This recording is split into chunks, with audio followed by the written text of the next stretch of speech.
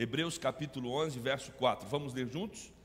Pela fé, Abel ofereceu a Deus mais excelente sacrifício do que Caim, pelo qual obteve testemunho de ser justo, tendo a aprovação de Deus quanto às suas ofertas. Por meio dela, também mesmo depois de morto, ainda fala. Que maravilha! Esse texto, ele é um convite para nós pensarmos a respeito da fé que vem de Deus a partir de um personagem bíblico, e um personagem intrigante.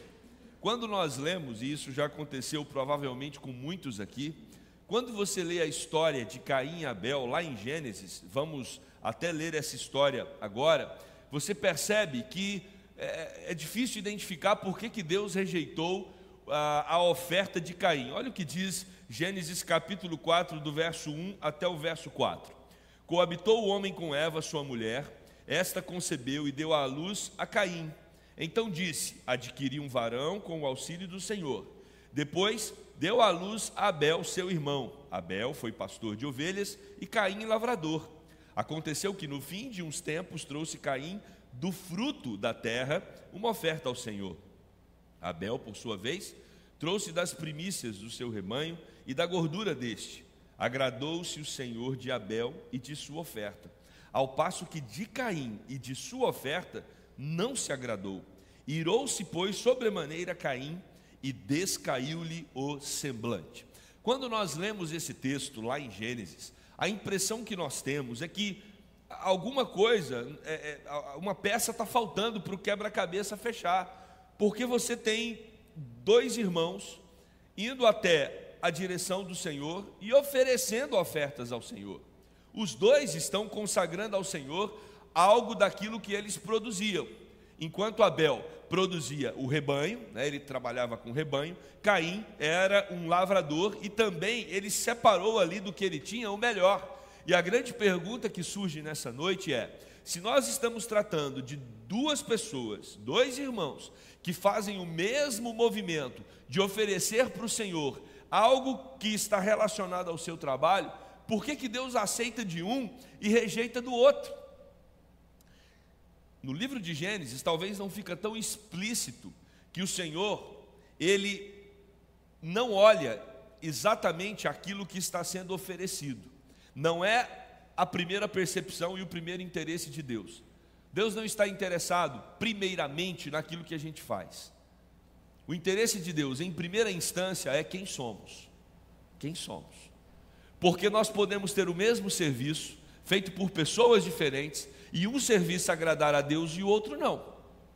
Na igreja nós temos pessoas trabalhando em diversas áreas, e não só na igreja, na nossa vida fora da igreja também, todos nós estamos nas nossas atividades, e a grande pergunta é: qual serviço agrada a Deus e qual não agrada? Pode ser feita a mesma coisa, mas o Senhor, Ele vai além. Por isso que quando nós olhamos para o texto de Hebreus e quando nós olhamos para o tema do ano, maior é o que serve, a primeira coisa que nós devemos considerar é que o Senhor está atento para o ofertante, o coração de quem está ofertando. Nós não devemos olhar em primeira instância para a oferta, mas nós devemos olhar para a vida de quem está consagrando a oferta. Esse é o grande desafio. A questão não são os sacrifícios. A questão aqui de Abel e Caim não é, em tese, o que eles levam, mas é a disposição do coração em fazer esse movimento. João Calvino, ele defendeu essa visão. Ele falou: o sacrifício de Abel foi mais aceitável do que o do seu irmão, apenas porque ele foi santificado pela fé. A diferença entre Caim e Abel era a fé que um tinha e o outro não tinha. De onde a aprovação dele veio, senão do fato de ele ter um coração purificado pela fé? Então, o sacrifício de Caim, a oferta de Caim, a oferta de Abel foi uma oferta aceita por Deus, porque Deus conhecia o coração de Abel. Deus sabia que aquela oferta era fruto do relacionamento, da fé e do amor que Abel tinha para com o Senhor. Por isso, irmãos, é muito complicado você julgar na igreja o trabalho de uma e de outra pessoa. Nós não temos condições de fazer isso. Nós não sabemos se uma pessoa está oferecendo obras vivas ou obras mortas, porque se aquilo não é feito com uma disposição, se aquilo não é feito com a intenção correta, diante de Deus, não tem validade alguma. E diferente de nós, que vivemos numa época de profundas negociações, nós tentamos encontrar sempre um meio termo. O texto aqui de Gênesis é muito claro. Deus conhece o coração e quando Deus vê que há fé no coração, que a pessoa realmente tem um relacionamento vivo com Ele, Ele vai acolher a oferta. Se Ele vê que não tem, não adianta, Ele não vai acolher a oferta, Ele vai rejeitar a oferta, e não importa qual vai ser a sua reação emocional. O texto diz que há uma frustração em Caim. Caim fica frustrado, porque Deus rejeitou a oferta dele. Olha o que diz o texto: descaiu-lhe o semblante. É como se Caim tivesse uma expectativa muito grande da oferta dele ser aceita por Deus. E aí, quando nós olhamos para esse movimento de Caim, nós podemos ir para o Novo Testamento e percebermos também que a mesma estrutura está no grupo dos fariseus, dos líderes religiosos da época de Jesus. De alguma forma, eles possuem a mesma estrutura de Caim. Eles acham que é pelo sacrifício em si, são as obras em si que vão agradar a Deus, o ritual religioso, aquilo que eles estão fazendo e para manter toda uma estrutura, todo um status no tempo de Cristo, né, que fazia com que o próprio Cristo fosse rejeitado. A grande dificuldade que Jesus tem com a liderança da época é porque certamente eles estavam estruturados religiosamente na mesma concepção de Caim. Eles achavam que o fato da oferta em si já agradava a Deus, e não agrada. Por isso que os fariseus, eles entram em crise com Jesus, porque Jesus dizia de maneira muito clara: não é pelas suas obras, vocês precisam de fé. Meus irmãos, é natural, está exposto diante dos nossos olhos, que uma vez que nós acreditamos que as nossas obras, elas podem em si satisfazer a Deus, nós estamos negligenciando qualquer fé, qualquer relacionamento com Cristo. Se a minha obra ela é suficiente para agradar a Deus, como Caim pensou, então não precisa da fé, não precisa de um relacionamento, um vínculo com Deus. E o que nós então entendemos é que muito mais do que um sacrifício que Abel ofereceu, Abel estava com seu coração vinculado ao coração de Deus. Esse é o nosso objetivo quando nós pensamos num tema, né, do ano, maior é o que serve, servir, porque o serviço é fruto do relacionamento, o serviço é fruto do amor, o serviço é fruto da fé que eu tenho para com Deus. Não podemos desvincular o nosso serviço de toda essa estrutura de fé que o texto ressalta de maneira tão enfática. Deus recebe o homem de fé e consequentemente recebe a sua oferta. Deus recebe primeiro o homem de fé, a pessoa que tem fé, e depois ele vai receber as nossas obras, mas ele vai rejeitar o homem que falta fé, como também ele vai rejeitar as obras desse homem que não tem fé. Então não são todas as obras que glorificam a Deus, não são todos os trabalhos executados na igreja que glorificam a Deus. O trabalho que glorifica a Deus é aquele que nasce de um coração que tem fé, que tem vínculo, que tem relacionamento com o nosso Deus. Paulo fala isso aos Romanos, capítulo 14, verso 23, olha o que o apóstolo diz: mas aquele que tem dúvidas, ele é o quê? Condenado se comer, porque faz não provém de fé o que faz. E tudo o que não provém de fé é pecado. Paulo está tratando aqui daquela pessoa que não sabe se deve comer ou não comer comida sacrificada aos ídolos. E aí ele fala, se você está em dúvida, é melhor que não coma, porque se você desenvolve um movimento, e esse movimento não provém da fé, esse movimento vai ser pecaminoso.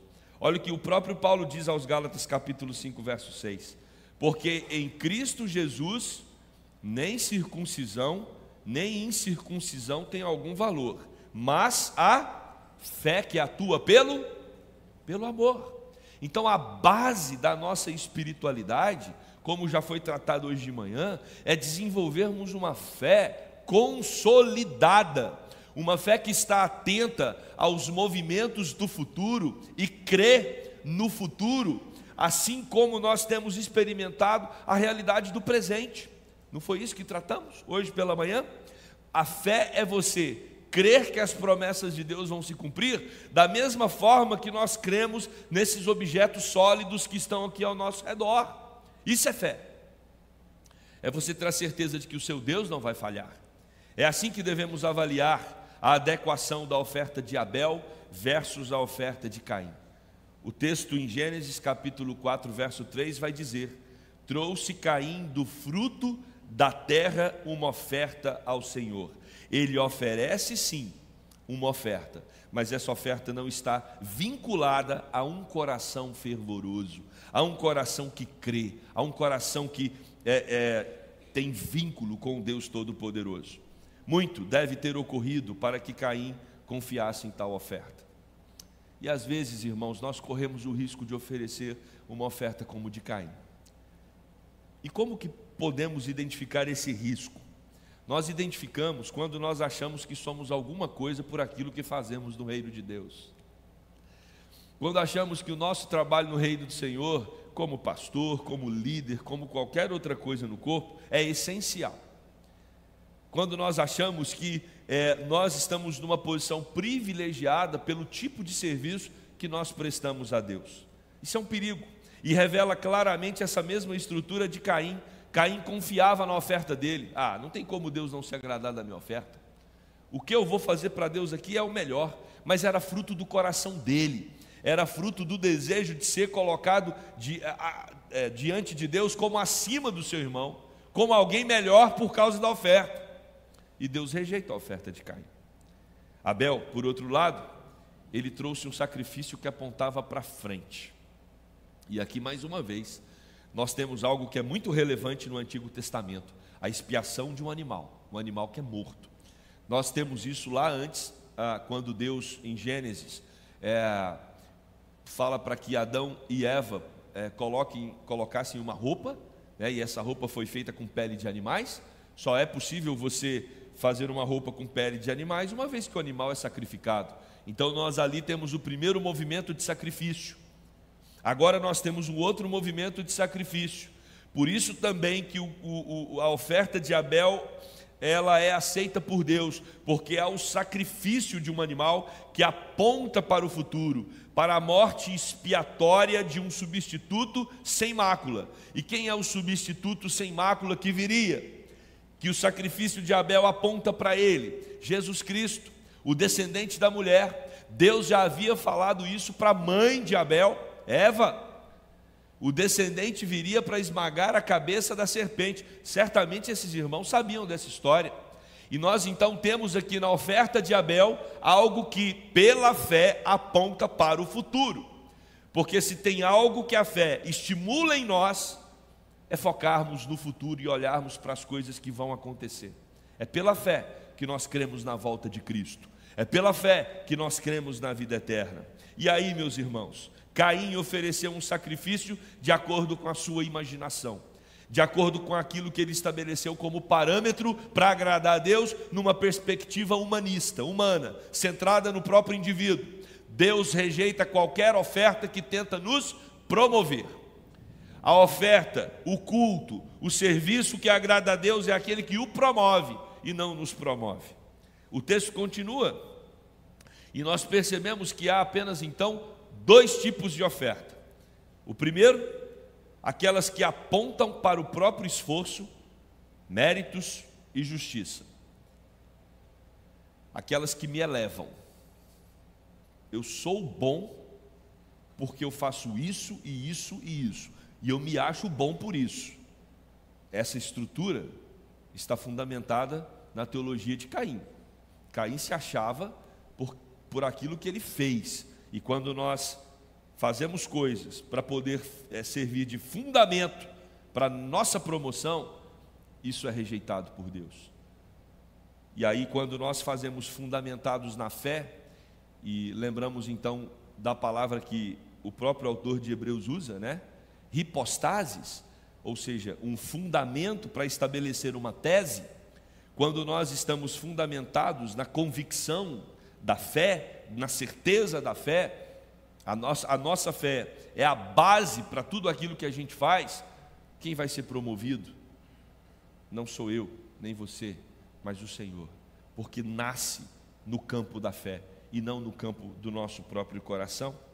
Aqueles que apontam para Jesus, o Jesus crucificado, esses é que terão frutos, terão trabalhos que vão glorificar a Deus. James Boyce, um comentarista, ele escreveu sobre isso em seu trabalho de Gênesis, quando ele fala: esse é o problema com tantas pessoas religiosas boas. Tem muito religioso bom. Essas pessoas veem a Deus com o seu elevado senso estético e querem ser recebidas por Deus por causa de suas lindas ofertas, mas Deus rejeita elas e a sua adoração ímpia. Sabe onde a gente enxerga muito isso? Nas penitências.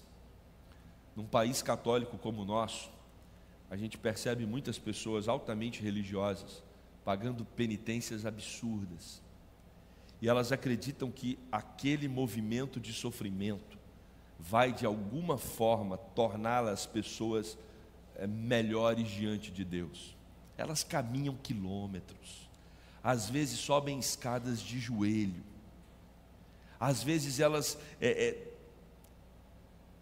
machucam, ferem o próprio corpo, para que de alguma forma, na mente delas, elas consigam chamar a atenção de Deus, para que Deus olhe para a sua causa.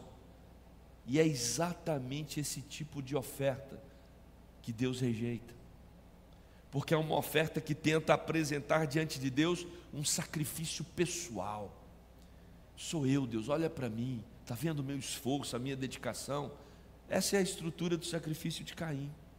Por isso a gente precisa tomar cuidado, até para não trabalhar mais do que deve nas coisas de Deus. O nosso serviço para o Senhor, ele precisa ser um serviço equilibrado. A gente precisa dosar bem, porque o nosso Deus, ele foi um Deus e é um Deus que é para nós referência de serviço. Ele trabalhou 6 dias, ele descansou um dia, e nós precisamos aprender com ele a dosar os nossos serviços e os nossos trabalhos. Aprender a falar não. Na igreja, às vezes nós temos quem trabalha pouco, mas nós também temos quem trabalha muito mais do que deveria. E às vezes você trabalha muito mais do que você deveria, e pode até fazer isso baseado na estrutura de Caim, achando que isso te torna melhor diante de Deus. E Deus está rejeitando o nosso trabalho, porque o nosso trabalho, muito mais do que quantidade, ele precisa ter qualidade, e para ter qualidade ele tem que estar fundamentado na fé, e para estar fundamentado na fé, ele tem que estar estruturado na palavra, e para estar estruturado na palavra, a gente precisa aprender a ter equilíbrio no nosso trabalho. Quem trabalha pouco tem que trabalhar mais, quem está trabalhando demais tem que trabalhar um pouco menos, para que haja equilíbrio no corpo do Senhor. Separado do sangue de Jesus Cristo, separado da centralidade de Cristo, tudo o que fazemos é rejeitado. Assim como aconteceu com a oferta de Caim. E nós então entendemos que, para que todo o nosso trabalho seja acolhido e aprovado por Deus, é necessário desenvolver uma fé sólida. Ali, ele nos diz que foi pela fé que Abel foi declarado o quê? Justo. Nós não somos declarados como justos pelas nossas obras, nós somos declarados justos pela nossa fé. Justificados, pois, pela fé. Tenhamos paz com Deus. Então, o que nos justifica não é o trabalho que nós desenvolvemos, o que nos justifica é a nossa fé. Por isso Abel obteve um testemunho de ser justo, não pela obra dele, mas pela fé que ele tinha. Pouco depois de fazer a sua fiel oferta, o que acontece? Abel é assassinado. Impressionante. Abel foi morto porque ele agradou a Deus. E ele foi morto pelo seu próprio irmão. Ele simplesmente tinha um coração vinculado ao coração de Deus. E olha que fato e que detalhe curioso: Abel não é morto por alguma coisa que ele faz. Abel é morto por aquilo que ele é, por quem ele é. Porque quem ele é, um homem justo, fez com que Deus agradasse da oferta dele. E uma vez que Deus agradou da oferta dele e rejeitou a oferta do irmão, isso gerou uma ira profunda no coração do irmão, ao ponto de matar o próprio Abel. Então, Abel, ele gera no irmão um ódio profundo. Um ódio profundo é produzido no coração de Caim, não pelo sacrifício que Abel prestou, mas por quem Abel era. Tem gente que se desequilibra não pelo que você faz, mas por quem você é. E essa é uma realidade que está muito clara aqui no texto. Pouco depois de fazer então a oferta, nós temos Caim desenvolvendo o movimento para matar o seu irmão. Caim tentou silenciar o testemunho de Abel. Tem muita gente tentando silenciar o seu testemunho. Muitos movimentos são feitos para tentar abafar o nosso amor para com Deus. Existe uma batalha espiritual que está travada, e ela tem várias facetas e várias frentes de atuação. E muitas vezes os nossos inimigos, eles se articulam para fazer com que o nosso testemunho, a nossa vida de serviço a Deus baseada na fé, seja abafada. Assim como Caim tentou abafar Abel, nós também temos ao nosso redor inúmeros movimentos espirituais para tentar abafar a nossa fé. E precisamos estar atentos a esses movimentos. Para quê? Para que nós, mesmo quando somos atacados para nos silenciar, nós tenhamos condições de continuar tendo uma vida segundo o coração de Deus e testemunhando do amor de Deus. Não são poucas as pessoas que falam mais depois de mortas do que antes. É só olhar para Jesus Cristo. Depois de morto, muito mais gente ouviu falar de Jesus do que enquanto ele viveu aqui na terra. Depois que ele morreu e ressuscitou, a mensagem do Evangelho se espalhou por todo o mundo. Jesus falou muito mais depois que ele partiu deste mundo do que nos 3 anos que ele viveu aqui. Assim é o testemunho de Abel, e assim o versículo termina dizendo: por meio dela, também mesmo depois de morta, ainda fala. Que maravilha! As suas obras, se elas não estão fincadas na fé, elas vão servir só para o momento. Amanhã todo mundo já esqueceu do que você fez. Mas quando as nossas obras, elas estão alicerçadas na fé, elas reverberam por toda a eternidade. Hoje você está sentado aqui na igreja da Gávea, usufruindo de um momento de adoração a Deus, de um culto a Deus. Certamente, centenas de pessoas que você nunca conheceu colaboraram para que a igreja chegasse até aqui. Boa parte delas já estão mortas, a boa parte já está morta. Gente que já foi embora, mas pela fé delas lá, nós recebemos as bênçãos hoje. Precisamos entender que quando o nosso serviço está alicerçado na verdadeira e profunda fé, nós não vamos ter impacto ou causar impacto apenas enquanto estivermos vivos. Pelo contrário, nós falaremos também depois que nós partirmos desse mundo. Nós aprendemos então lá em Gênesis 4:8 que em vez de se arrepender, Caim assassinou seu irmão para extinguir o testemunho dado acerca da fé e da justiça. E ainda assim, o homem de fé fala conosco por meio da palavra de Deus. A fé em Deus nunca é silenciada, porque o próprio Deus mantém vivo o testemunho dos seus servos fiéis. Quem é fiel ao Senhor, o seu testemunho permanece vivo. Para concluir, meus irmãos, o que nós aprendemos com o versículo de número 4 é que Abel, pouco se fala dele na Bíblia, a gente aprende lá em Gênesis sobre ele, e aí a gente chega aqui no autor de Hebreus, e o autor de Hebreus faz uma interpretação sobre o que aconteceu lá, e deixa muito claro que o sacrifício de Abel foi aceito, não pelo sacrifício em si, mas pela fé que estava arraigada no coração do ofertante. Por isso, se nós queremos ter um ano marcado por obras que realmente glorificam a Deus, nós precisamos pegar um elemento da nossa espiritualidade chamado fé, levar esse elemento para uma academia da alma, e ali nós precisamos exercitar essa fé, para que essa fé desenvolva a sua musculatura e se torne uma fé forte, firmada na palavra, firmada nos valores de Deus, uma fé que nos aproxima do Senhor e nos torna, assim como Abel, amigos de Deus. Precisamos, para que as nossas obras tenham um efeito de agradar o coração de Deus, precisamos tratar não das nossas obras em si, porque se a gente foca nas obras em primeira instância, isso vai trazer orgulho para o nosso coração. Por isso a gente cuida da fé, e a fé nos leva a ter obras que realmente vão glorificar ao nosso Deus. É isso que Abel nos ensina, e é isso que nós devemos refletir nessa noite.